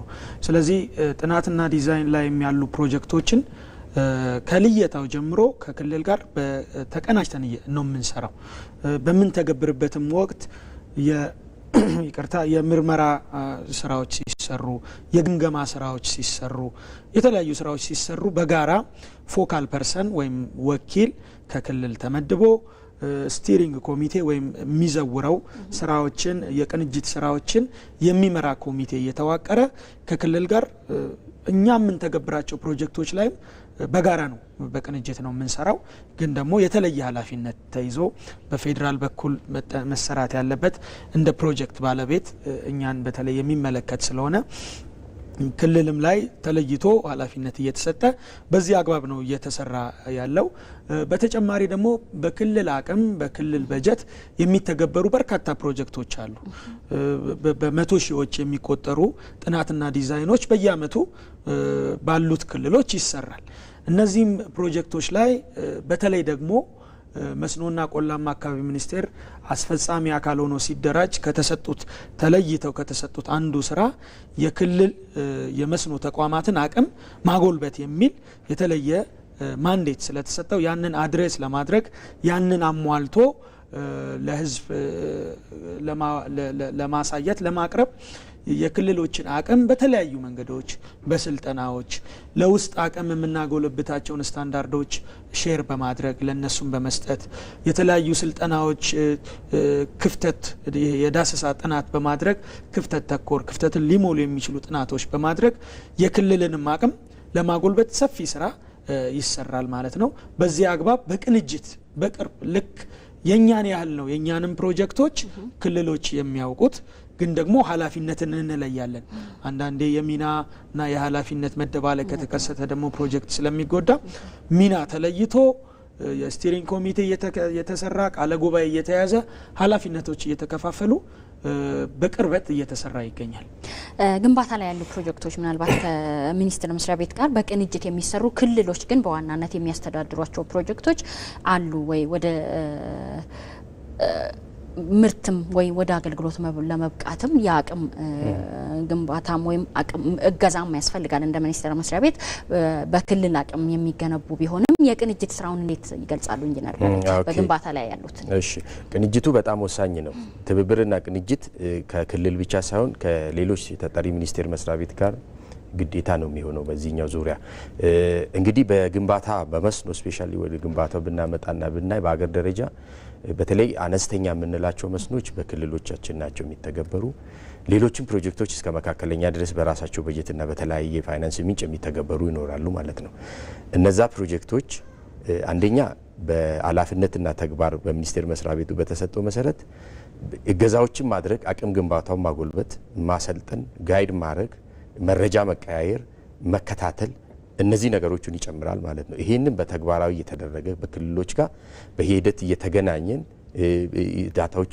መረጃዎች እየተቀያየን ክትትል እየተደረገ ያለበት ሁኔታ ነው ያለው ማለት ነው ፕሮግራሞች አሉ ባይዞ ይሄንን የሚደግፉ ሌሎች ፕሮግራሞችን በቅንጅት እየተሰራ ያሉ ይሄ ሲሰራ ተሳትፎ ኦን አርጎ የነሱ ስለሆነ ችግሮቻቸውንም የገለጹ ጉድለቶቻቸውንም የገለጹ በሚኒስቴር መስሪያ ቤቱ ደግሞ መባላት ያለበትና መደረግ ያለበት ዳይሬክሽን እየተሰጣቸው እያዩ በትብብርና በቅንጅት እየተሰራ ነው ለዚህ ማሳያ የሚሆን በተለይ ፕሮጀክት ተገንብቶ አልቆ እኛ ስናስተዳድር ማስተዳደሩን ወደ ግድብ አካባቢና ትላልቅ ዊርና ትላልቅ ቦዮችን ብቻ ነው በፌደራል መስሪያ ቤት ብዙ ጊዜ በማስተዳደር የምንወስደው ታችኛውንና ፋርምና ማሳው በሙሉ ማስተዳደሩንና ኃላፊነቱን ለመስኖ ተጠቃሚ ማህበራትን እናቋቁምና ለክልሎች ነው የምናሳልፈው እንግዲህ ስናሳልፍ ፓራራሊ ክልል ላይ ሴክተራል ነው መስኖ ናሽናል ብሔራዊ ተቋም ስለሆነ ሴክተራል ስለሆነ እስከ ታችኛው እርከን ስለሚደርስ ታችኛው ያለው እርከን የክልሉ አካል የግድ ከዚህ ጋር ተቀናይቶ ባለሙያዎቻችን አንድ ላይ ሆኖ ማህበራትን አቋቁሞ ያለውን እንዴት እንደሚያስተዳድሩ ስልጠናዎችን ሰጥቶ ሰዎችን መድቦ ኃላፊነትን ለነሱ ሰጥቶ እየተከታተሉ ነው የምንመራው ማለት ነው እንደጨረስን ሰጥተን አንወጣ የተወሰነ ጊዜ ከኛ ጋር እየተግባቡ እንዲላመዱ እየተደረገ ይሄዳል ይሄ ፕሮጀክት አልቆ ሲደረግ ነው ግንባታ ወቅት ባለው ፕሮጀክቶች ቅድም በጠቀስኳቸው ከፍተኛ ለውጥ መጥቶ በማስባቸው ላይ የክልሎች ሚና ከፍተኛ ነው ማለት ነው በሚሰራበት አሁን አርጆን ስናነሳ 3 ዞን ነው የሚነካው ምስራቅ ወለጋ ቡኖ በደሌ ጅማ እነዚህ ዞኖች አንድ ላይ ሆነን ከሚኒስቴር ተቋማቱ ጋር ከክልል አመራር ጋር በመሆን ፕሮጀክቱ እየተገመገመ እየታየ ነው መፍትሄ እየተሰጠ የሚሄደው እዛ ጋር ወሰን ማስከበር ሌሎች ደግሞ ችግሮች በግንባታ ውስጥ ያው የተለመዱ የሚከሰቱ ነገሮችን በጋራ መሆን ነው የሚፈታው። ሌላው ኢንጂነር ያሬድ ባነሳው ስቲሪንግ ኮሚቴዎች አሉ በክልልም የኛም ሚኒስቴር መስሪያ ቤት እንደየፕሮጀክቱ ባህሪው ማለት ነውና በቅንጅት እየተናበብ በትብብር እየተናበብ ነው ውጤቱ እየመጣ ያለውና ቅንጅቱ ከዚህ በላይ መጎልበት አለበት። አሁን ጥሩ ላይ ነው ያለው። የዛ ውጤትም አካል አንዱ እሱ ነው ብዬ ነው ማለት ነው። እንግዲህ መጨረሻ ላይ ማንሳት የምፈልገው ነገር አሁን ለውጦች መጥተዋል። 60 ዓመት ታሪክ ቢኖረንም በመስኖ የመልማት አቅማችን በሚሊዮን ሄክታሮች ቢሆንም አሁን ላይ ጅማሮ ላይ ነን እንጂ ያንን አሟጠን ወደ መጠቀሙ አልደረስንም። ስለዚህ ትኩረት ይሻል። ትኩረት አሁን ተሰጥቷል። በርግጥ እየተሰራ ነው። እንደ አዲስ በራሱ ሚኒስቴር መስሪያ ቤት ከማቋቋም ጀምሮ ትኩረት ተሰጥቶ በአመራር በአዲስ እይታም እየተሰራ ነው። ቀጣይ ይህን የበለጠ ውጤታማ ለማድረግ ከማን ምን ይጠበቃል? ለሁለታችሁም ጥያቄ። እሺ መነሻው ለዚህ ዋነኛው መነሻ ምንድነው? መስኖ የሁላችንም ነው። በመንግስት ብቻ የሚከናወን በመንግስት ብቻ የሚሰራ አይደለም። ስለዚህ ኦነርሺፑን ወይም ባለቤትነቱን ህዝባዊም ማድረግ ያስፈልጋል። ሌሎችም ሴክተሮች እስካሁን አቅም አጎልበተን ያልደረስንባቸው የግል ሴክተሩ፣ ኮሚኒቲ ኢሪጌሽን ዋተር ዩዘር አሶሲዬሽኖች፣ ማህበራት እነዚህ ሁሉ የባለቤትነት ስሜት እንዲሰማቸው ያስፈልጋል። ውጤት የሚመጣው የሁላችንም መስኖ የሁሉም ነው፣ ውጤቱም የሁሉም ነው። ስለዚህ ይሄ አይነት አዌርነስ ወይም ግንዛቤ ከዚህ በላይ መፈጠር አለበት። ባይዞ ከዚህ ነገር አንፃር ጥሩ ደረጃ ደርሰናል። በየቦታው ስንሄድ አርሶ አደሩም አርብቶ አደሩም ማህበረሰባችን ውሃ የመስኖ አስገቡልኝ ነው የሚለን። ስለዚህ ጥሩ የግንዛቤ ደረጃ ላይ እንደደረስን እና ያ መልካም እድል ለሚኒስቴር መስሪያ ቤታችን እንደፈጠረ ነው ያለን መረዳት። ይህንን ግን ማጎልበት ያስፈልጋል። እንግዲህ ሌላው አንድ ማወቅ ያለብን እንደ ሀገር እንደ መንግስት ከፍተኛ የሆነ በጀት ለመስኖ ሴክተር ተበጅቷል። በፌዴራል ተቋማችን በእኛም በኩል እየተተገበሩ ያሉ ፕሮጀክቶች በርካታ ቢሊየን ብር ነው እየወጣባቸው ያሉ። ከመሰረተ ልማት ፕሮጀክቶች ውስጥ መስኖ በጣም ብዙ ቢሊየን ብር የተመደበለት ነው እንደ ሀገር። በየክልል የመስኖ ተቋማትም የተመደበው በጀት ከፍተኛ ብር ነው። እንግዲህ ይሄ ከዚህ ቀደም የነበረውን የካፒታል እጥረት አሁን መንግስት ምን ያህል ትኩረት እንደሰጠ የሚያሳይበት መንገድ ነው። ይህንን ከፍተኛ የሆነ በጀት በቂ ነው እያልኩ አይደለም። ካለን ሀገራዊ አቅም አንጻር ግን ትልቅ ትኩረት እንደተሰጠበት ማሳያ ነው። ይህንን በጀት በአግባቡ መሬት ላይ መተግበር ማዋል፣ በተለይ ፕሮጀክቶችን የምንከታተልበት መንገድ ሚኒስቴር መስሪያ ቤታችን ላይ ከፍተኛ የሆነ ለውጥ አድርገናል። ያለፉትን ጥቂት ዓመታት በየክልል ተቋማት፣ በየዞኖቹ፣ በየወረዳዎቹ ፕሮጀክቶች የሚተገበሩበት የሚከታተሉበት መንገድ መለወጥ አለበት። እኛ እንደ ምሳሌ እንደ ፌዴራል ተቋም እንደ ምሳሌ ሆነን ብዙ ለውጦች እያደረግን ነው። ያንን ደግሞ ለባለድርሻ አካላት እያከፋፈልን ነው። ስለዚህ በዚሁ አግባብ በየደረጃው ያሉ የመንግስት አካላት በክልልም በፌዴራልም ይህንን ፈንዳሜንታል የሆነ ለውጥ ማድረግ ይገባቸዋል። እነዚህን ስናደርግ የመስኖ ሴክተሩ በደንብ ከዚህ በላይ ደግሞ የበለጠ ወደፊት እያለ የኢትዮጵያን የምግብ ሉዓላዊነት እናረጋግጣለን። መልካም። እሺ እኔ በከኛ የሚጠበቀው ሁሉም ብዬ የማስበው አንደኛ መስኖ ቅድም በጣም ጠቃቅሰናል። ግሎባሊ ስናይ ዓለም ላይ ራሱ በፖቴንሻሉ ወደ 320 ሚሊዮን ገደማ ነው ሄክታሮች። ከዛ ውስጥ 20% ነው በመስኖ የለማ ያለው ዓለም ላይ። ከ20% በመስኖ በሚለማው ውስጥ የዓለም ምግብ አቅርቦትን ወደ 40% ገደማ የሚሆነው በዚህ ነው የሚደገፈው። ይሄ ማለት ትልቅ ቁጥር ነው ማለት ነው። ይህን ስናይ ወደኛ ሀገር ስናመጣ ቅድም በጠቀስኩት ቁጥር 10 ሚሊዮን ባይዞ ገና በጥናት ሊሰፋ ሊጨምር የሚችል እድሎች አሉት ማለት ነው። 10 ሚሊዮን እንኳን ብንወስድ 2 ሌላ የክልልና የበጋ መስኖ ጨምሮ እንትኖቹን ጨምሮ ወደ 3.5 አካባቢ ደርሷል። ይህን ልዩነቱ ስናይ ወደ 6.5 ሚሊዮን ሄክታር ብናለማ ማለት የአንዳንድ አገሮች ቆዳ ስፋት ማለት ነው። ምን ያህል ለአገሪቷ የምግብ ፍጆታ አድርሶ ለዓለም ለሌላም ፍጆታ እንደሚደርስ ግልጽ ስለሆነ በአገሪቷ መንግስት ጀምሯል። መስኖን ለብሔራዊ አጀንዳ አድርጎ በፕሮግራሞች ውስጥ እየተቀረጹ ነው ያለው። ያ መቀጠል ነው ያለበት። እኛ የሚጠበቀው በዛ መደገፍ አለበት። ለዚህ መሬት ለማውረድ ደግሞ ትልቁ ማነቆና አስፈላጊነቱ ፋይናንስ ነው። ይህ ፋይናንስ ደግሞ በመንግስት ብቻ አይቻልም። ይሄ ሁሉ ማልማት የሌሎች ሀገሮችን ብዙ ተሞክሮችን ማየት ይቻላል። እነ ቻይና፣ እነ ህንድ፣ ቱርክ፣ ኢጅፕትን ጨምሮ ያደጉት ማለት ነው። የመንግስት ብቻ ሳይሆን የግል ባለሀብቱ መሳተፍ ተሳትፎ ያስፈልጋል ማለት ነው። በዚህ ዙሪያ ላይ የግል ባለሀብቱ አገሩን የሚወድ ኢንቨስተሩ በሙሉ አቅሙንና እይታውን ወደዚህኛው አዙሮ ይሄኛውን ፖቴንሻል አቅም አልምቶ አገሩን ማሳደግ ላይ አስተዋጽኦ ማድረግ አለበት ማለት ነው። ከዚህ ጋር ከኛ ሚኒስቴር ተቋምና ከሌሎች መንግስት ተቋማት ጋር የሚጠበቀው ለዚህ ምቹ የሚሆን ማመቻቸት ነው ማለት ነው። አስፈላጊውን የህግ የፖሊሲ ማቀፎችን ማመቻቸትና ለዚህ ግልጽ ማድረግ ይጠበቃል ኃላፊነት። ቀጥሎ በመጨረሻ ህብረተሰቡ ለሚጠቀመው ህብረተሰቡ 100 ሚሊዮኖች መልቲ ሚሊዮኖች ወጥቶ ለተገነባው እንትን በትክክል ማልማት አለበት፣ መጠቀም አለበት። ከዛ የሚጠበቀው ምርት ማምጣት አለበት። መሬት ይዞ ተሰጥቶት መቀመጥ ሳይሆን ምርታማነቱን ጨምሮ የተለያዩ ነገሮችን አድርጎ ምርታማነቱን እንትን አድርጎ ማልማት አለበት ማለት ነው። እሱ ብቻ አይደለም መጠበቅም አለበት። መስኖ የሁሉም ስለሆነ የመስኖ መሰረተ ልማቶች በየአካባቢው የራሴ ነው ብሎ ሁሉም ማህበረሰብ የሚመለከተው መጠበቅ አለበት የሚል መልእክት ነው ያለኝ። አመሰግናለሁ።